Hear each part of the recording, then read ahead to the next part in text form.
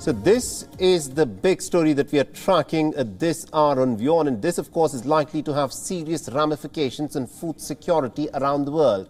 This has got to do with the landmark deal that was in fact signed between Russia and Ukraine, remember, on Friday. And this allowed for Ukrainian grains to be exported from the Black Sea ports. But now, just a day after the deal was signed, Ukraine has now alleged that Russian missiles struck its port of Odessa. This strike potentially could jeopardize Friday's deal, and the Ukrainian Foreign Ministry has said that this missile strike by the Russians is actually a spit in the face of the United Nations and Turkiye, which mediated the deal. The United Nations Secretary General and also the EU Foreign Affairs representative have both condemned this attack. The Ukraine's President Volodymyr Zelensky has said that the attack is proof that Russia is trying to find ways to not implement the deal. He also said this during a meeting with a US delegation. Сьогодні було нанесено велика кількість ракетних ударів по Україні. Для нас це вже звичайне життя, на жаль, але чому я хотів би про це сказати? Тому що це пов'язано з тими мішенями, куди були нанесені ці ракетні удари. Вони були нанесені, окрім інших областей, по Одесі. І це після того, як вчора Туреччина, ООН і Росія сказали про те, що вони знають, як домовлятися з Російською Федерацією і забезпечити безпековий коридор для експорту українського зерна. І не пройшовши 24 годин, були нанесені удари саме по цих зернових терміналах, по території Одеси і порту.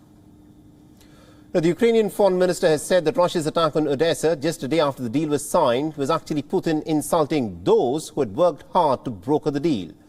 Russia, however, has told Turkey that it has got nothing to do with this attack on the port of Odessa.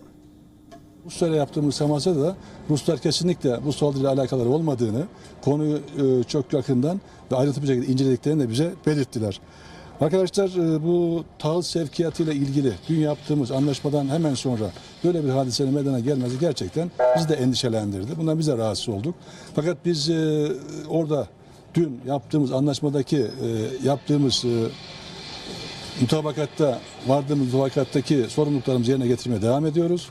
Ve biz tarafların sükunetle, sabırla buradaki sakin bir şekilde işbirliğine devam etmelerinden yana olduğumuzda yine görüşmelerimize dile getirdik. Now, the Ukrainian military has said that the Odessa port was actually attacked by caliber cruise missiles that belonged to the Russians. The spokesperson said that the missiles seemed to have been deliberately fired upon Odessa. По Одещині було нанесено ракетний удар. Очевидно, що метою ворога було влучання саме в Одеський морський торговий порт, оскільки випущені 4 ракети типу «Калібр» з акваторії Чорного моря були спрямовані саме в цьому напрямку. І 2 з них було знищено, збито силами протиповітряної оборони, 2 влучили в об'єкти інфраструктури самого порту. Постраждалих наразі немає. Значних руйнувань в портовій інфраструктурі не було. Було влучання в насосну станцію, яка загорілася і була потушена. The attack comes as a blow to Friday's grain export deal between Russia and Ukraine. The deal was brokered, remember, by the United Nations and Turkey and was signed in Istanbul on Friday. It was to allow Ukraine to export grain via its 3 Black Sea ports. Food inflation has been climbing across the world. Ukraine and Russia are major wheat exporters, and the war has seen food shipments from these 2 countries come to a virtual standstill. The deal will also allow Ukraine to transport its grains again, bringing some relief to those countries who've been suffering from acute food scarcity. Ukrainian President Volodymyr Zelensky has said that the deal will allow Ukraine to export nearly about $10 billion worth of food grains.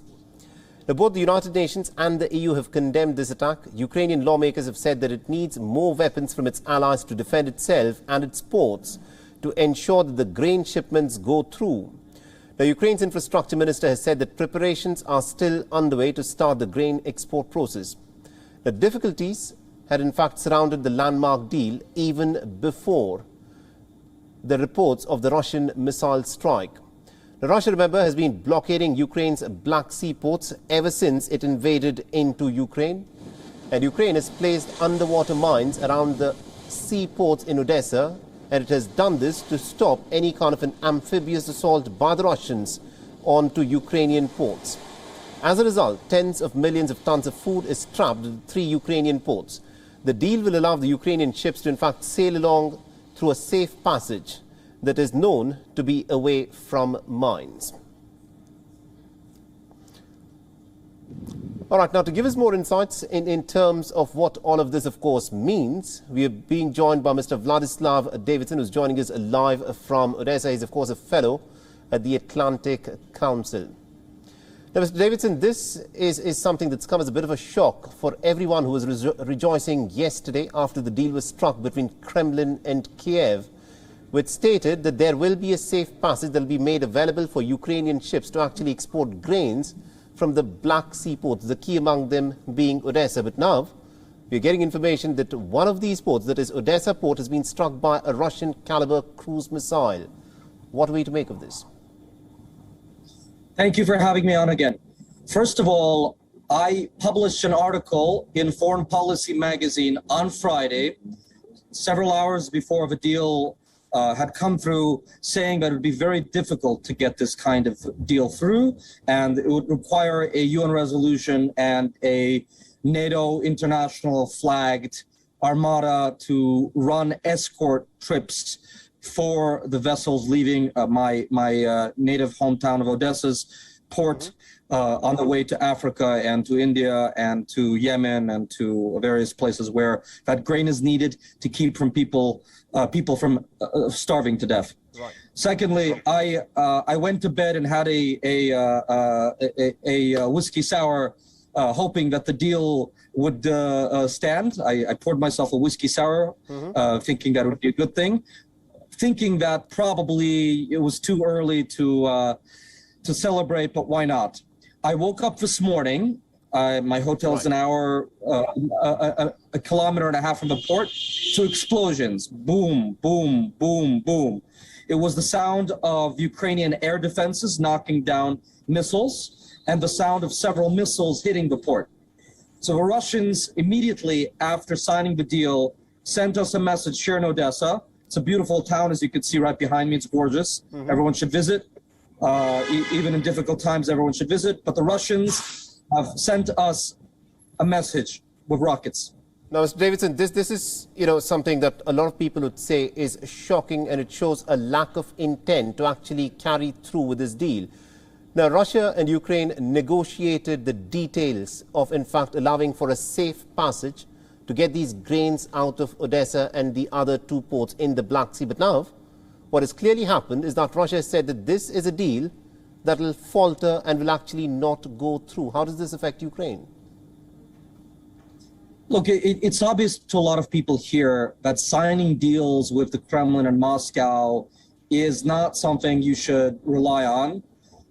It's difficult to say how one can sign a deal with the Russians when they obviously do not fulfill their end of a bargain. Immediately after signing something, they'll send a couple of rockets your way into your infrastructure in the middle of a port just to tell you what they think of you. So I don't know, what kind of deal can you sign with them? Secondly, we're back to square one. We need to export tens of millions of tons of grains to the developing world, to Africa, to Lebanon, to Eritrea, to places like Senegal, places like Sudan, which rely on Ukrainian grain. Ukraine produces about 385 million people's worth of food security. They only have 40 million population, so obviously something like 300 million people in the world eat Ukrainian grain in order to live. Without that grain, many people will starve. Many governments will have internal difficulties. There will be more population explosions of people leaving their countries as they don't have food to look for food. This will destabilize potentially the world and European security and African security, Middle Eastern security. And we already know that the Russians didn't despise that fact when it happened in 2015. So I'm happy, they're happy to play down the clock.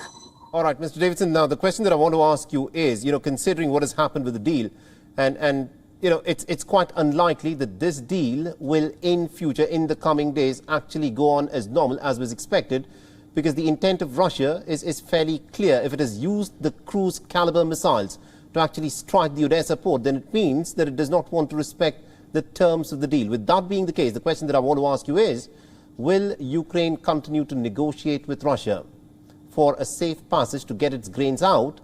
And what confidence does Ukraine have in having negotiations with Russia going forward, even for a ceasefire?